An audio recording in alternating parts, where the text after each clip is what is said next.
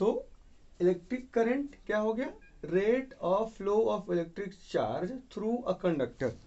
यानी कि हम जब किसी भी एक कंडक्टर्स के थ्रू हम इलेक्ट्रिसिटी को मूवमेंट कराते हैं, मूव कराते हैं, तब वो कहलाता है इलेक्ट्रिक करंट।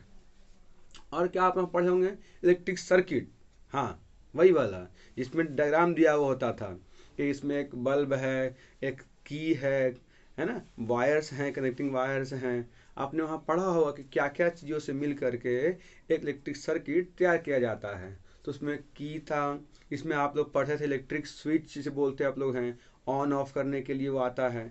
तो इलेक्ट्रिक सर्किट आप लोगों ने क्लास 6 में ये सब बेहतरीन से पढ़ा है वहाँ पर, इलेक्ट्रिक करेंट क्या है, सर्किट क्या है ना।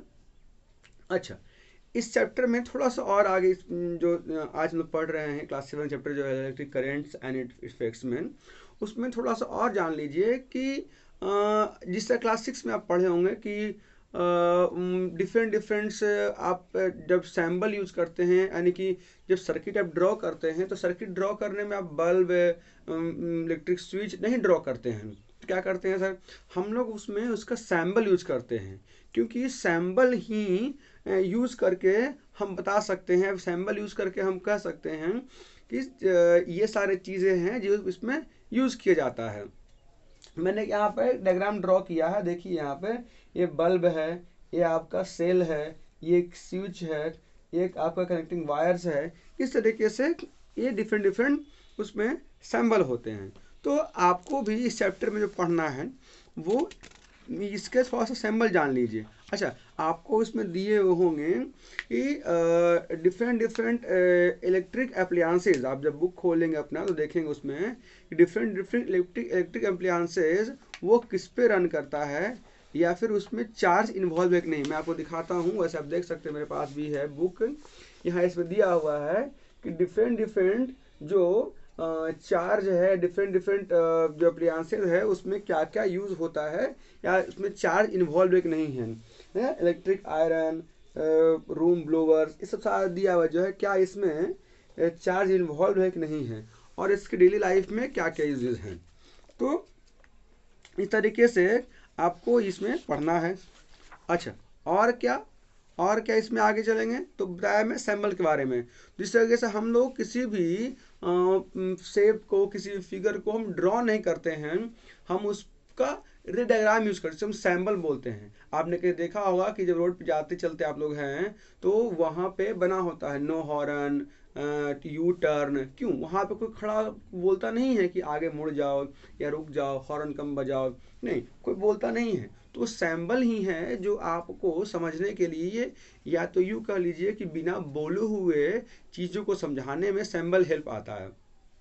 आप एसएसटी में पढ़ते होंगे तो आप देखते होंगे कि एसएसटी के बुक पे डिफरेंट डिफरेंट सैम्बल दिए रहते हैं। वो सैम्बल्स क्या हैं, किसी पहाड़ के लिए तो ट्रायंगल शेप में है, वाटर के लिए कुछ इस तरीके से है, फिर इंटरनेशनल रोड, तो आपने वहाँ भी यूज़ किया हो। सैम्बल वही है जो आपके डिफरेंट डिफरेंट बात को बिना बोले वो समझा जाता है, बिना कहे वो समझा जाता है। जैसे यहाँ पे मैंने डायग्राम ड्रॉ किया है, ये इस तरीके से ये बल्ब का है, यहाँ कुछ लिखा हुआ नहीं है, तो क्या है, ये सेल है, ये बैटरी है। आप समझ जा रहे हो कि अच्छा सर ये सेल का डायग्राम है, ये तो सेल होगा।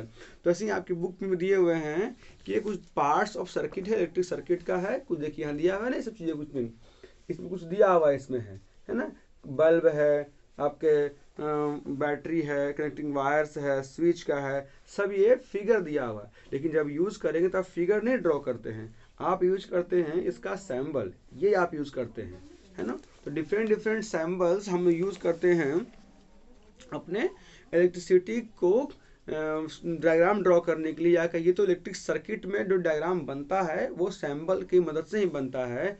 हम लोग सैम्बल का यूज़ करते हैं, है ना। जी हाँ, तो अब हम लोग आते हैं इस चैप्टर के थोड़ा और आगे बढ़ते हैं, तो हम लोग थोड़ा पढ़ेंगे। देखिए ये सारा मैं जो रिकॉल करवाया हूँ ये आप प्रीवियस ईयर क्लास 6 में पढ़ कर आए हैं, वहाँ ये सारी बातें दी हुई है। मेरा मानना है कि जब आप आगे चले तो पीछे का रिकॉल कर लें, ताकि आपको आगे पढ़ने में ईजी हो और आप अच्छे से बेहतरीन ढंग से उनको जान पाएँ। तो मैंने ये क्लास 6 के कुछ टॉपिक्स थे जो आप डील कर दिए मैंने, अब आप आगे चलेंगे तो हमारे पास यहाँ क्या पढ़ना, इफेक्ट्स है। हमारे चैप्टर का आज मेन टॉपिक ही है इफेक्ट्स। तो इलेक्ट्रिक करंट्स के इफेक्ट क्या क्या हो सकते हैं, आप लोग पढ़े हुए इलेक्ट्रिक करंट क्या होता है, सर्किट क्या होता है, सैम्पल्स कैडेड डायग्राम क्या है, ये सब अपने क्लास 6 में पढ़ा है, अच्छे से पढ़ा वहाँ पर है। आप लोगों को सर ने, आप लोगों को मैम ने अच्छे से वहाँ पढ़ाया होगा। तो आज हमारी बारी है इस इफेक्ट्स पे। हमारा मेन टॉपिक ही इफेक्ट्स चलेगा ये कि इलेक्ट्रिक करंट से इफेक्ट क्या क्या हो सकते हैं। तो स्टार्टिंग में मैंने दो टर्म लिए थे, दो बात कहा था, जिसको मैंने एनर्जी का फॉर्म भी कहा था। मैंने ऊपर लिख भी रखा है कि फॉर्म्स ऑफ एनर्जी में इलेक्ट्रिक और मैग्नेटिक। तो ये एनर्जी का जो फॉर्म है उसी का, या ऐसे कह दीजिए कि यही इफेक्ट्स हैं इलेक्ट्रिसिटी का, है ना। इलेक्ट्रिक यही नहीं है, और भी इफेक्ट्स हैं, इसमें हमें दो आज पढ़ना है। एक है हमारे पास में आज हीटिंग इफेक्ट। तो सर क्या इलेक्ट्रिसिटी से हीट होता है उत्पन्न? अभी मैंने एग्जांपल में लिया था रूम हीटर। तो रूम हीटर जिस पे चलता है वो किस पे चल रहा है, इलेक्ट्रिसिटी पे।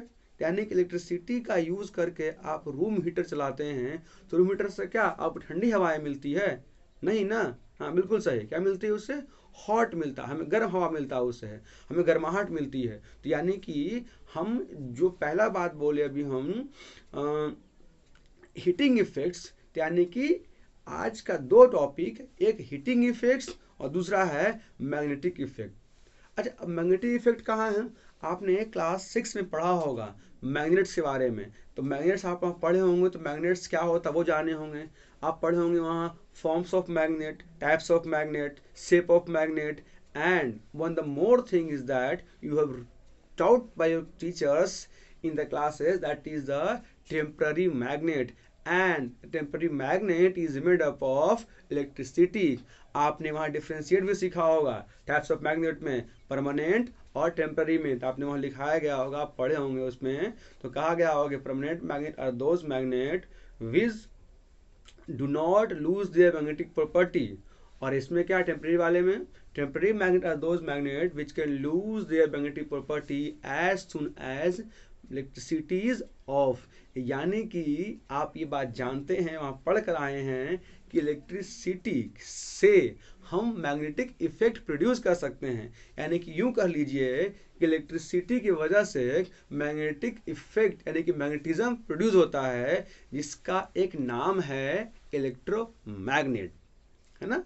इलेक्ट्रोमैग्नेट ही इसका नाम हुआ। जो मैग्नेटिक इफेक्ट्स यानी कि यहाँ जो आप पढ़ रहे हैं